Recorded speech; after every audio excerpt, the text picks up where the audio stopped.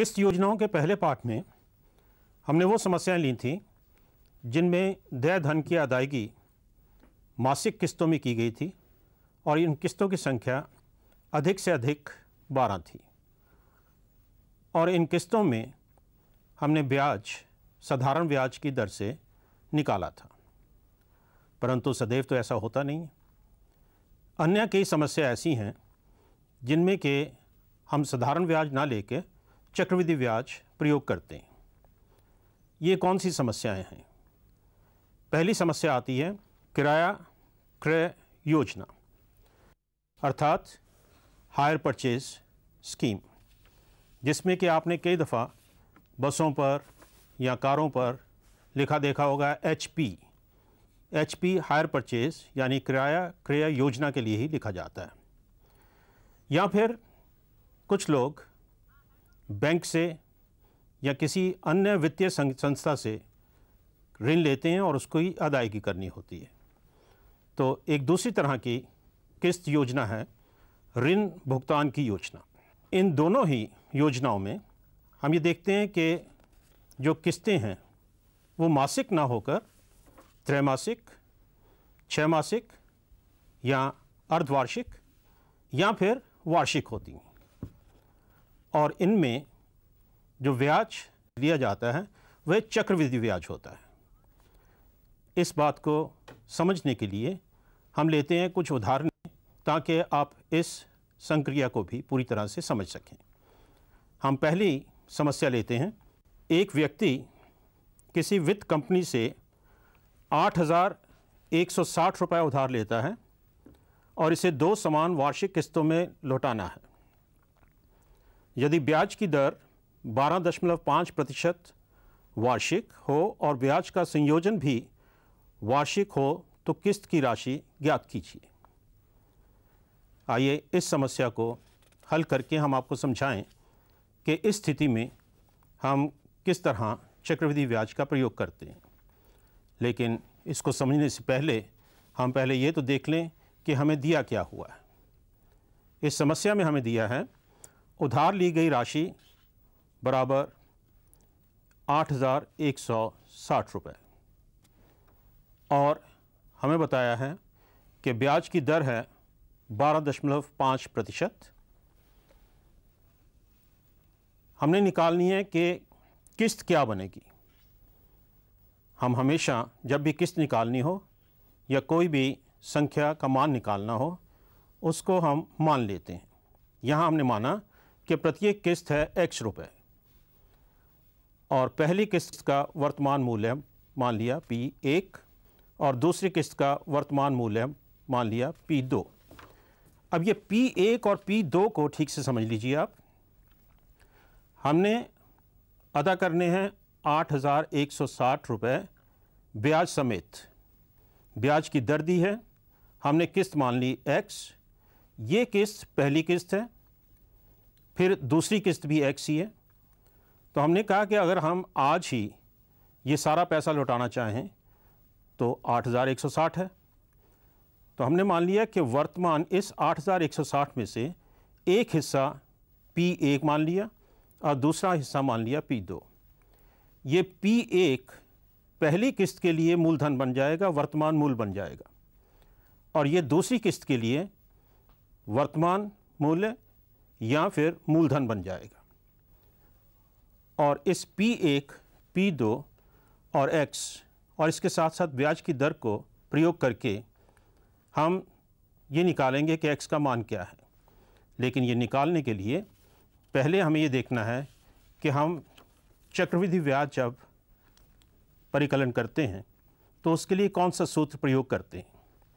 याद है ना आपको कि चक्रवृद्धि ब्याज में मिश्र धन बराबर होता है मूलधन गुना 1 जमा R/100।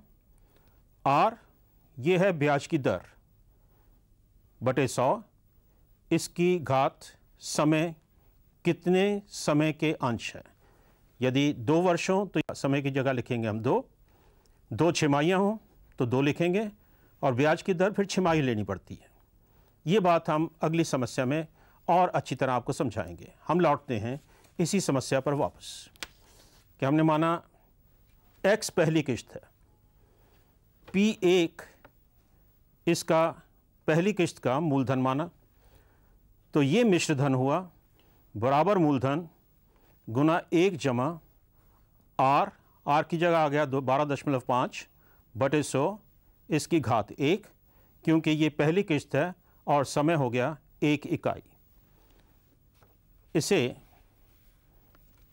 यदि हम संक्षिप्त करें तो आ जाएगा x बराबर P1 गुना 12.5 बटे 100 बन गया 1/8 इसकी घात 1।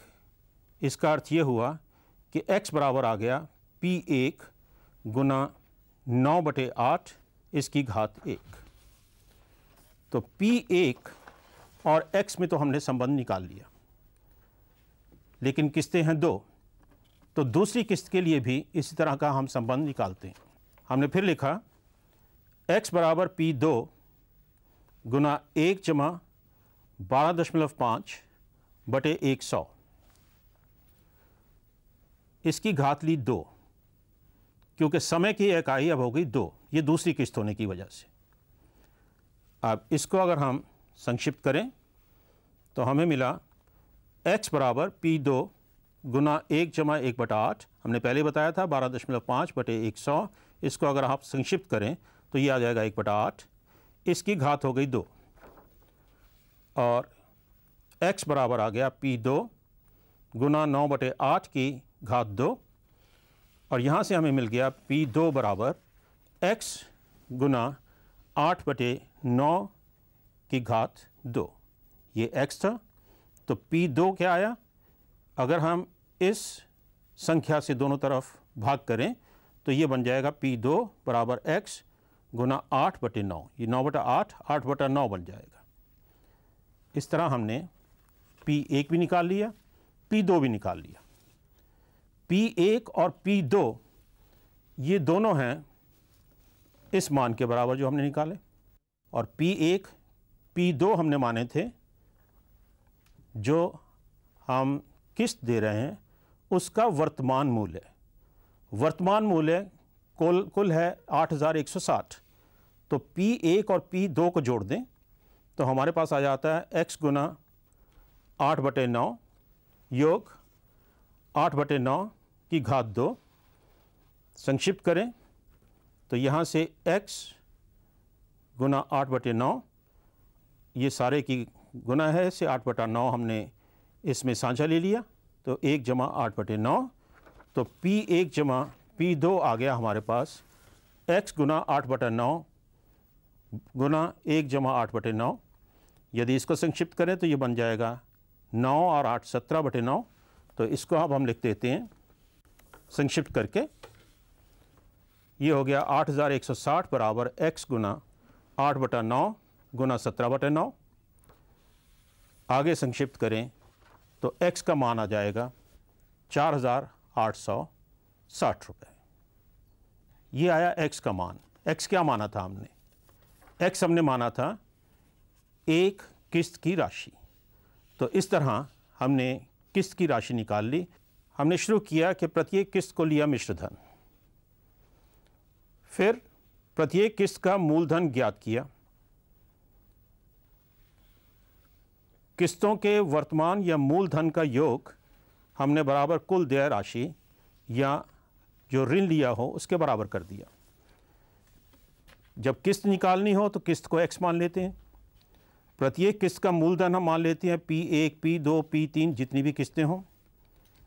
किस्तों के वर्तमान मूल अर्थात जितनी भी किस्तें हमने मानी P1 P2 P3, इन सब का योग बराबर आ जाएगा कुल देय राशि के बराबर। वास्तव में इतनी सी क्रिया है जिससे कि हम ये सारी समस्याओं का हल कर सकते हैं। एक और समस्या लेके कि कैसे इस सीधे से तरीके को हम दोबारा प्रयोग कर सकते हैं। हम लेते हैं कि एक कार 4,02,200 रुपये नकद मूल्य अथवा 1,50,000 रुपये तत्काल नकद भुगतान तथा 3 समान छमाही किस्तों पर उपलब्ध है। प्रत्येक किस्त की राशि ज्ञात कीजिए। यदि ब्याज की दर 10% वार्षिक हो जो अर्धवार्षिक संयोजित होता है। इसका हल शुरू करने से पहले यहाँ पर दो चीज़ें बिल्कुल साफ साफ समझ लीजिए आप। 4,02,200 तो कुल मूल्य है, ये धन हम दे देंगे, जो शेष बचेगा उसकी किस्तें बनेगी। दूसरी बात, भुगतान छमाही किस्तों में हो रहा है, अर्धवार्षिक किस्तों में हो रहा है, और हमें ब्याज दिया हुआ है 10% वार्षिक, और जो ब्याज का संयोजन है वो भी अर्धवार्षिक हो रहा है। अर्थात हमें इस 10% वार्षिक दर को पहले छमाही में बदलना होगा। हम लेते हैं पहले कि कार का नगद मूल्य 4,02,200 रुपये, इसमें से 1,50,000 रुपये तत्काल नगद दे दिए, शेष बच गया इन दोनों को घटाने से 2,52,200, और किस्तों की संख्या है 3, ब्याज 10% वार्षिक। हमने आपको बताया था क्योंकि छमाही किस्तें हैं इसलिए वार्षिक दर को हमें अर्धवार्षिक दर में बदलना होगा। अर्धवार्षिक दर 10 की हुई 5%। ये सबसे पहली बात है। यदि यहाँ पर किस्तें त्रैमासिक होती तो इसका 1/4 लेते हम, यदि वार्षिक किस्तें होती फिर इसको नहीं बदलना। अब चलिए हम ये देखें कि कैसे किस्तें निकाली जा सकती हैं। हमने मान लिया कि प्रत्येक किस्त है X रुपये, और मान लिया पहली किस्त का मूलधन है P1, दूसरी का P2 और तीसरी का P3। ये तीनों मान लिया हमने मूलधन। X क्या हुआ, प्रत्येक किस्त में जो हमने X रुपए देने हैं वो P1, P2, P3 तीनों के ऊपर अलग अलग मिश्र धन बनेगा। तो चलिए हम मिश्र धन और मूलधन में जो आपस में संबंध है उसको लिखते। पहली किस्त के लिए X बराबर है P1 गुना 1 जमा 5/100। फिर दोहरा दूँ मैं आपको, वार्षिक दर थी 10, छमाही किस्तें हैं इसलिए हमने उसको आधा कर दिया। पहली किस्त के लिए समय की इकाई 1, ये 1 हमेशा वर्ष नहीं होते, ये जो घात ली जाती है ये इकाई होती है। अगर पहली त्रिमाही है तो त्रैमासिक में त्रैमासिक की पहली, दूसरी त्रिमाही, तीसरी तिमाही, इसी तरह चलता जाएगा। और यहाँ पर छमाही है इसलिए ये 1 छमाही, ये 2 छमाही, ये 3 छमाही। तो ये X और P1, P2 और P3 का संबंध हमने लिख दिया। यदि इसको हम संक्षिप्त करें तो आ जाता है X बराबर P1 गुना 21/20, इसकी घात 1 है इसलिए लिखने की ज़रूरत नहीं इसकी। X बराबर P2 गुना 21/20 घात 2, P3 21/20 की घात 3। यहाँ से P1 आ जाएगा 20/21X। ये X है P1 21/20, तो P1 आ जाएगा X गुना 20/21। यहाँ से P2 आ जाएगा X गुना 20/21 की घात 2, और इसी तरह ये P3। तो हमें तीनों किस्तों का मान X के मान के किसी गुणनफल के रूप में या योगफल के रूप में मिल गया। अब P1, P2 और P3 तीनों को योग कर दें तो हमें योगफल मिलेगा X गुना 20/21 गुना 1 जमा 20/21 जमा 20/21 की घात 2। ये 20/21 हमने तीनों में से साझा बाहर ले लिया। अब इस संख्या को अगर हम संक्षिप्त करें तो ये लघुत्तम लेके ये बन गया 1,261/441।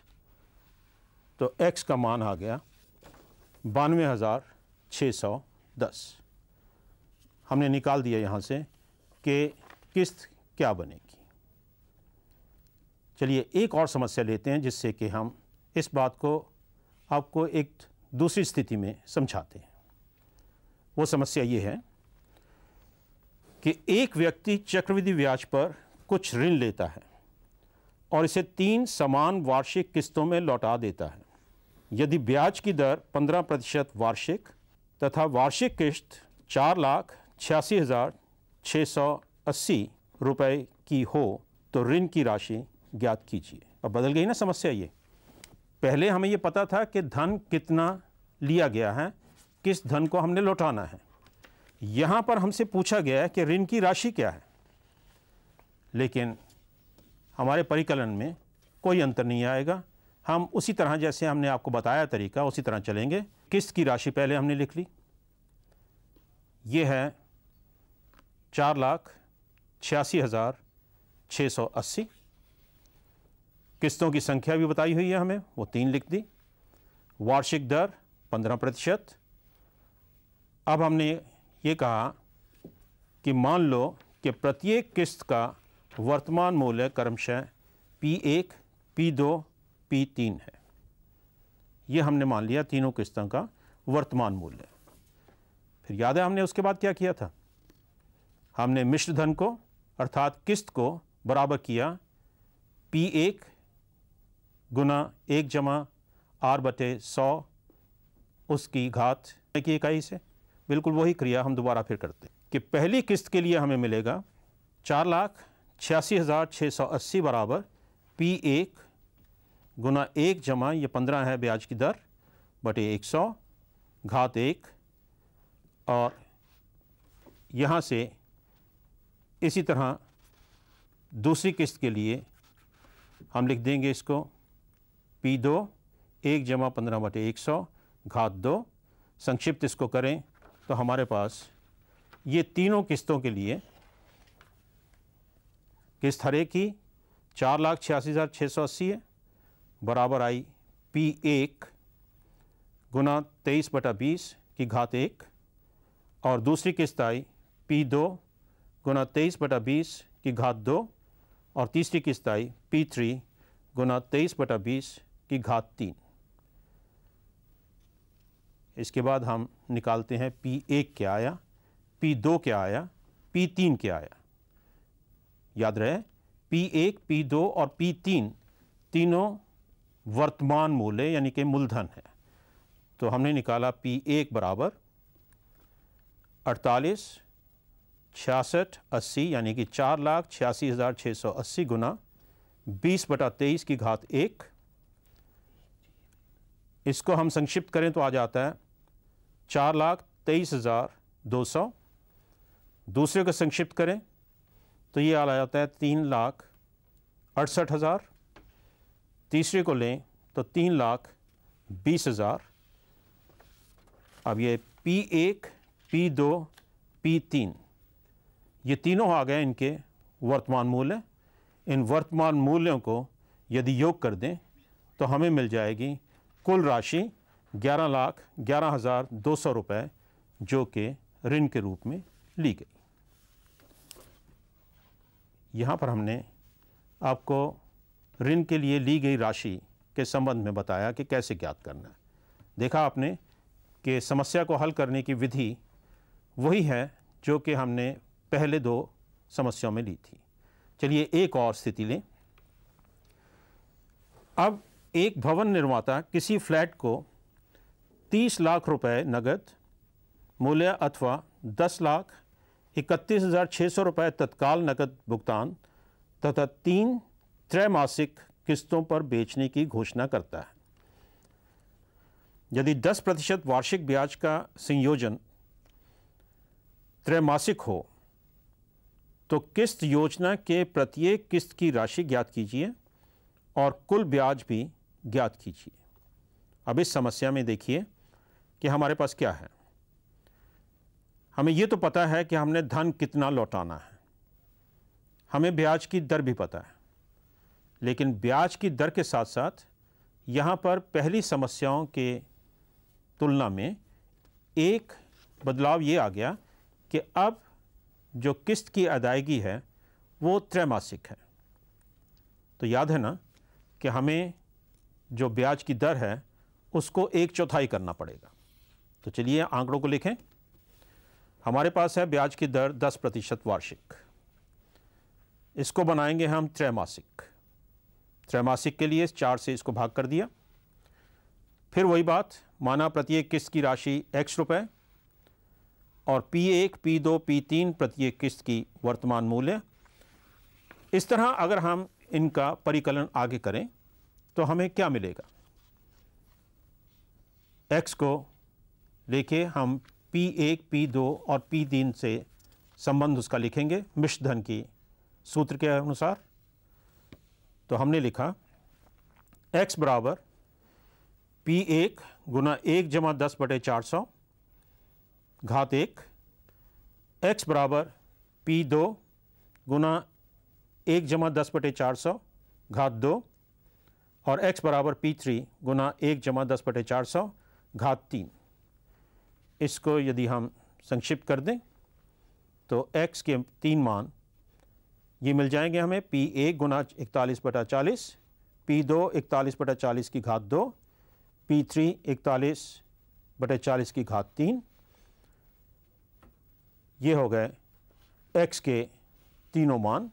यदि हम इसमें से P1, P2 और P3 का मान निकालें तो P1 बराबर आएगा x गुना 40/41, P2 आएगा x गुना 40/41 की घात 2, P3 आएगा x गुना 40/41 की घात 3। P1, P2 और P3 को योग कर दें तो कुल वर्तमान मूल्य हमें मिल जाएगा, वो है 19,68,400।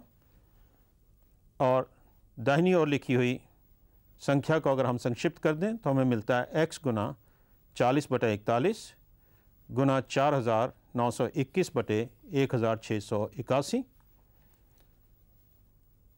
यहाँ से x का मान कैसे निकल सकता है? बहुत सीधी बात है कि x बराबर आएगा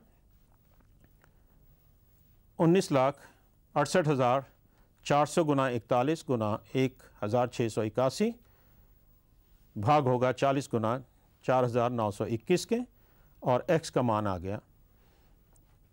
ये तो मिल गई हमें किस्त। कितनी किस्तें दी हमने? 3 किस्तें।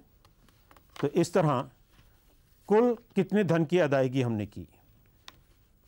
एक किस्त को 3 से गुना किया तो हमने अदायगी की 20,67,630 रुपए की। देना कितना था धन हमने? 19,68,400। तो कुल ब्याज कितना दिया गया? कुल ब्याज इन दोनों संख्याओं का अंतर, अर्थात कुल ब्याज जो हमने दिया वो दिया 99,230 रुपये। तो आपने देखा कि आज भवन, जब हम किसी भवन को लेते हैं किस्तों में या किसी ऋण की अदायगी करते हैं किस्तों में, तो एक ही मूल मंत्र हमने आपको सिखाया। वो मूल मंत्र क्या है? वो ये है कि किस्त की राशि लीजिए, वर्तमान धन जो कि आप P1, P2, P3 इत्यादि मानते हैं किस्तों के हिसाब से, उसको गुना कर दीजिए 1 जमा r/100।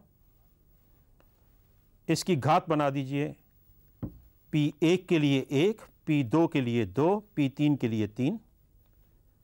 यदि आपको ब्याज की दर वार्षिक दी हुई है और अदायगी भी वार्षिक है, तब आर में कोई परिवर्तन नहीं करते।